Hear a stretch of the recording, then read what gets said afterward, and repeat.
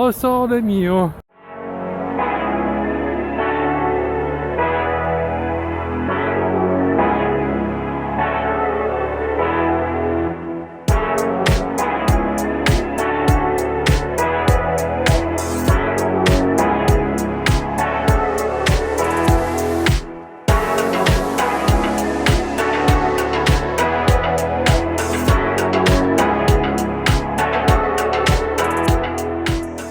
Welcome back runners, this is Coriamone. Today is another day and here we are with another video. This week we are going to check the GPS precision of the Garmin 245 in comparison with the Stryd pod in two different conditions, on the track and field and on the street. So let's start and enjoy.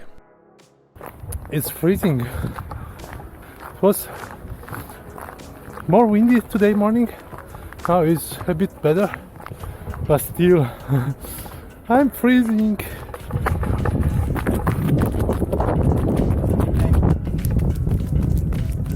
We will do two different tests. One with the GPS on the Garmin 245 and one with the GPS off. Meaning that the first test we will get the data from the GPS, from the 245, and the second test we will get the data from the Stryd pod, meaning we will have all the information to compare and to see how much precise is the GPS.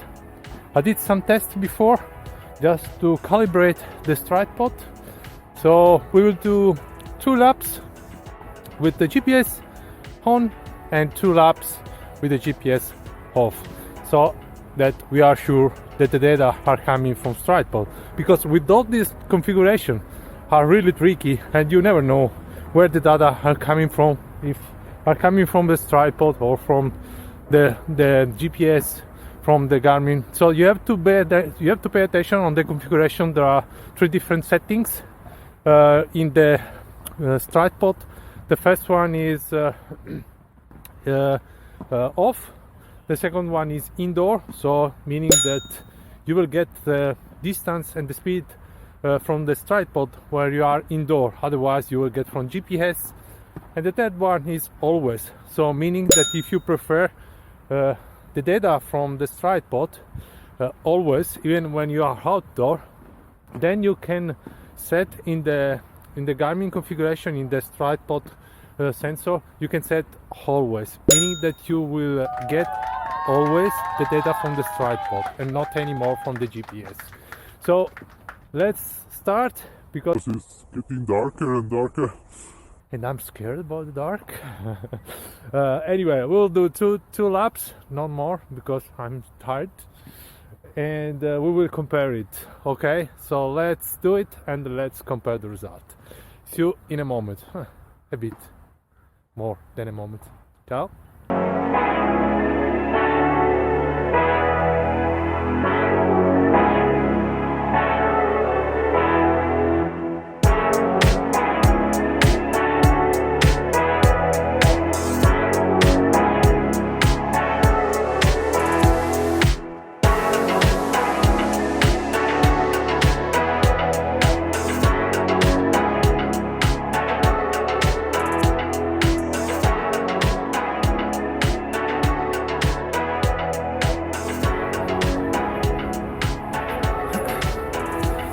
One more thing to add is that I'm trying to run closer to the edge of the track, so to be more precise.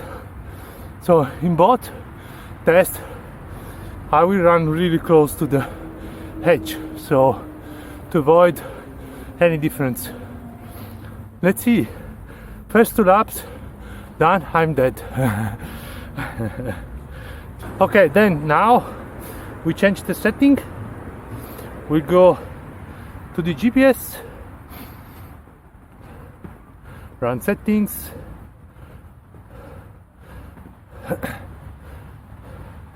GPS plus GLONASS, and we will set the Stryd pod. Now, if I will find the sensors, Okay, here we are. Yes, speed off, distance off.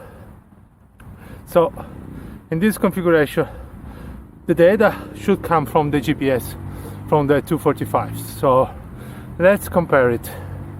But before, just a bit of rest.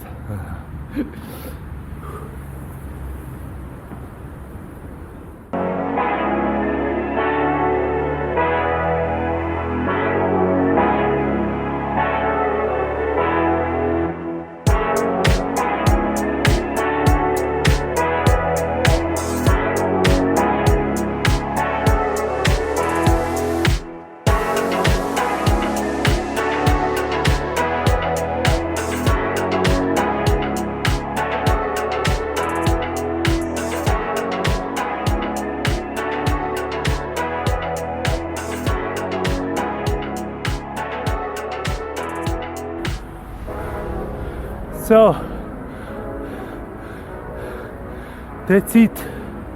Kaput. Done. Phew. Let's compare the result.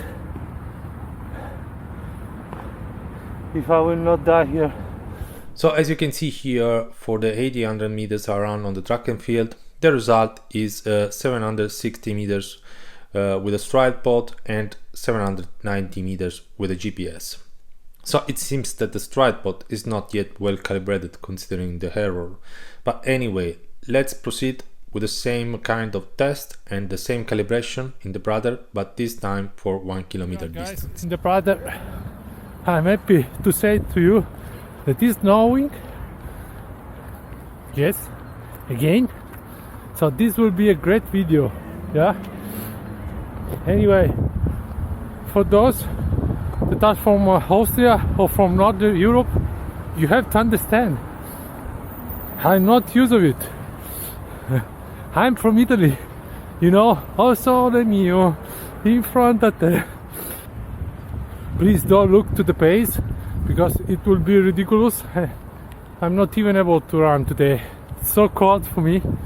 So what we will do is to start from here. There is 1 kilometer marked. So we will compare the 245 with the Stryd pod, and yeah, let's see in 1 kilometer straight ahead in front of us what will be the result and which device will be more precise. I mean, in this situation, the trees are not really covered in the street, so I'm expecting the same result for both devices, more or less. But let's check it out. Ooh, freezing. I don't know for you guys, but I'm not really used to it. So let's do it. See you in a minute. More than a minute. Wait. It was not that bad. Let's compare the result and see which is the winner. See you later. Looking into the result in the Prater, the error is less for both devices than in the track and field, especially for the Stryd pod with the same calibration. So in conclusion, the precision of the GPS is not that bad in comparison with the Stryd pod. I'm surprised about the results on the track and field, because I expected that the Stryd pod would perform better than the GPS and not the other way around. But maybe it's just a matter of better calibration. For more information, you can find the link to the calibration procedure suggested by Stryd in the description below. They suggest to use a reliable distance wheel to measure the track, because some tracks can be off up to 1%, plus it depends how close you run to the edge of the track, but honestly I don't have any distance wheel. And anyway, I'm always convinced that in the track and field a simple and classical chronometer is the best. I love my Timex. So guys, thank you for watching. It was great, especially during these warm days and warm conditions. I really enjoyed the test, really. Anyway, see you soon, maybe during spring. Bye. It was freezing.